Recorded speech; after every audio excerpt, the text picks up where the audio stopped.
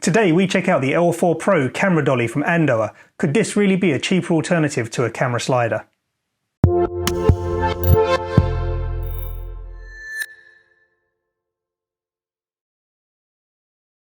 So for a while now, I've been thinking about how I can improve the quality of my videos, and something I'm keen to be able to add into them are slow sliding shots, just like these.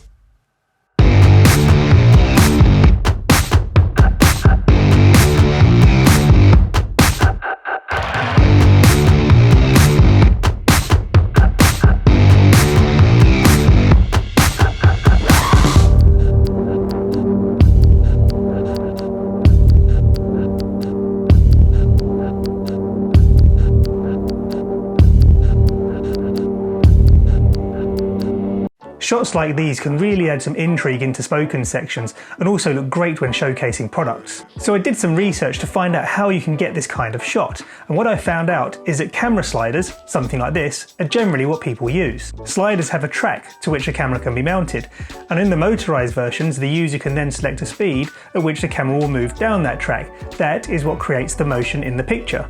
However, it's fair to say that these cost a fair amount, and even entry-level motorized versions can set you back hundreds of dollars. So I didn't really have that kind of money to spend on this, so I needed to find an alternative, and I came up with this, the Andoer L4 Pro. This is basically a motorized camera dolly. You can mount a camera to it, select a speed at which you want it to move, and off you go. You're creating a motion shot. So before I give my views on the L4, let's take a quick look at it and see how it works. As you can see, it is a three-wheeled camera dolly, with the motor turning the rear wheel and the front two running freely. The wheels at the front can be angled to make the dolly run either in a straight line or in a curve, and that can really give you the opportunity to create some really different shots. More on that later. The main body of the dolly is made of a really thick plastic, and the wheel assembly is all metal, and that means that it's not a very light piece of kit. It comes in at around 300 grams or 10 ounces. The wheels themselves are also made of metal, and they have these rubber gaskets around the outside, and they should therefore be able to really grip the surface they're running on. That should mean we can get some really good smooth shots. The dolly's base has a screw thread in it, meaning that you can use the mounting screw, which comes with the dolly, to attach accessories. The dolly is supplied with this ball head, and it's made of pure metal. It feels really robust. The locking mechanism also feels very secure, as if it will be able to hold a decent camera rig.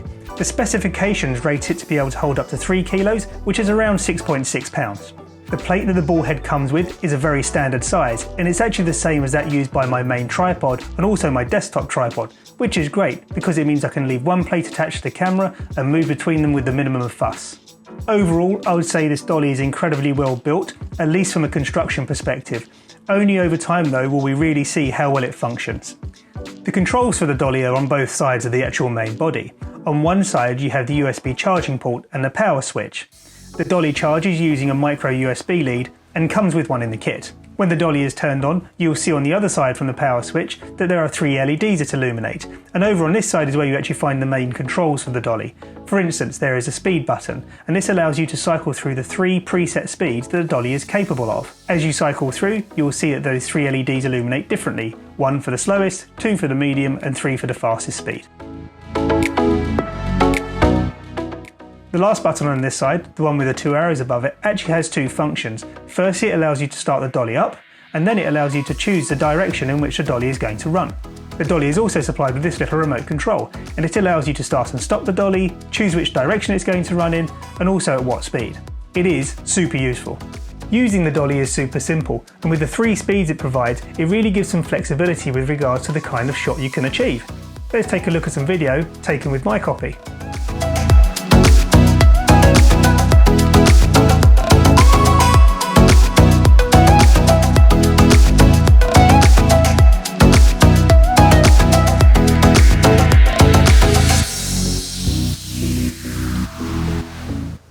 So as you can see, you can get some decent slow panning shots with this little dolly, either moving in a linear fashion or rotating, really creating a focus on maybe a specific object or space. But the big question is, can this dolly really be used to get the same kind of shot as you could with a more expensive camera slider?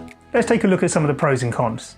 Firstly, let's think about the situations where you may actually want to use a dolly or slider, and here you can see a limitation immediately when it comes to the use of the dolly. It needs a flat surface to run along. Without one, it just will not work. A camera slider, however, is much less affected by the surface it's placed on. It will work on rough and uneven surfaces.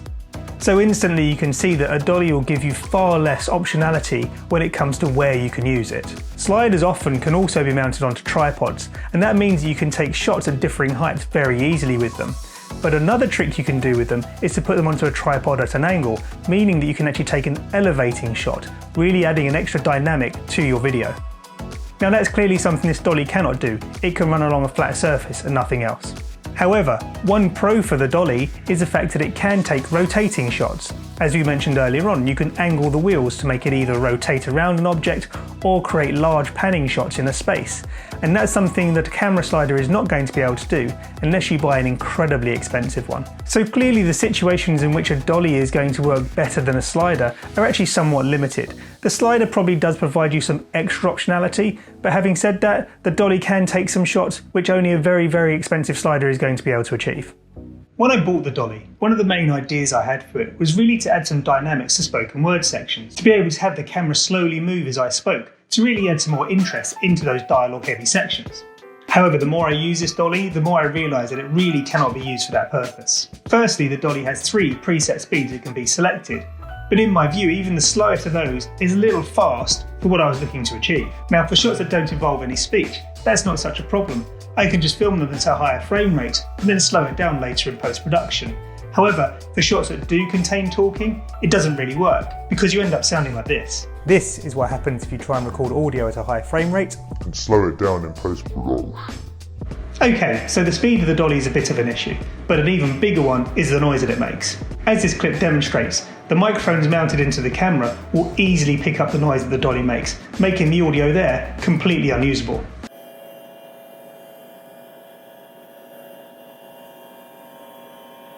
However, even my lavalier mic picks up the noise from the dolly. It's nowhere near as prominent, but it's still there. I can remove a lot of the noise in post-production, but it's difficult to get rid of completely, and also using denoise filters often actually degrades the sound of your audio overall. A third and final strike for the dolly in this situation is the fact that it will just keep on going until it's stopped. It will keep on moving until it hits something or falls off whatever it's running along. Now that was to be expected. However, with the speeds being slightly faster than I anticipated, it really is a bit of a problem. It means I have to nail whatever I'm saying before my camera and the dolly essentially destroy themselves. I can work around this. I can use the remote to actually reverse the direction of the dolly and then carry on talking. However, it just makes it far more difficult to use. So I think it's safe to say, in my quest to find a cheaper alternative to a camera slider, I've failed. But it's not all bad. This little dolly certainly fulfills a role, and actually in certain situations can do things that a camera slider just can't. The one thing you can't escape is the form factor. When the wheels are folded up and the mount removed, you can easily throw this little camera dolly into a bag, take it with you wherever you want, and hopefully get some great shots. The only thing you're going to have to do is find a smooth surface for it to run along. In contrast, camera sliders generally come in big bulky bags, and therefore aren't as portable. Also, if you're at home or in your studio and just want to take some very quick B-roll of a product or something relatively static, then this dolly is far simpler to set up and quicker to use than a full-on camera slider. This dolly cost me £75 or around $100, and I know what you're thinking. Tom, you were looking for a cheap alternative to a camera slider. Granted, this dolly is not cheap. However, look at the alternative. Go and look at how much a lower end motorized camera slider will cost you. Something from the likes of Newer or GVM will start at around £220 and go up to around $250. That's over $300. And then take a look at the more premium brands. There, you're heading up towards 4 figures. So this definitely would constitute a cheaper alternative to a camera slider. However, as we've just discussed, it's not really an alternative and it's not particularly cheap. In summary, I think the L4 Pro is actually a great piece of kit.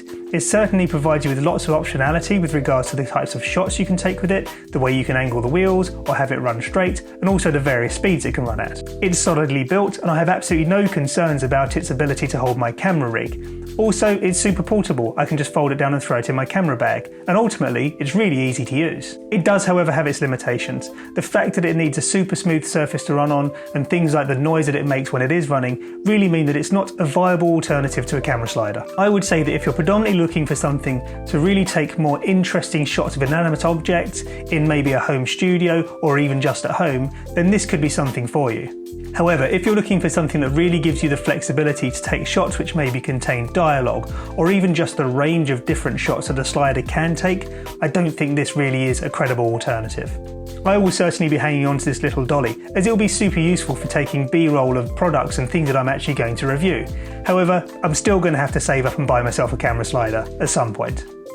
Anyway, that's it for today's video. I hope you enjoyed it. If you did, please consider liking and subscribing. If you have any comments, feedback or questions, please leave them in the section below. And until next time, have a great day.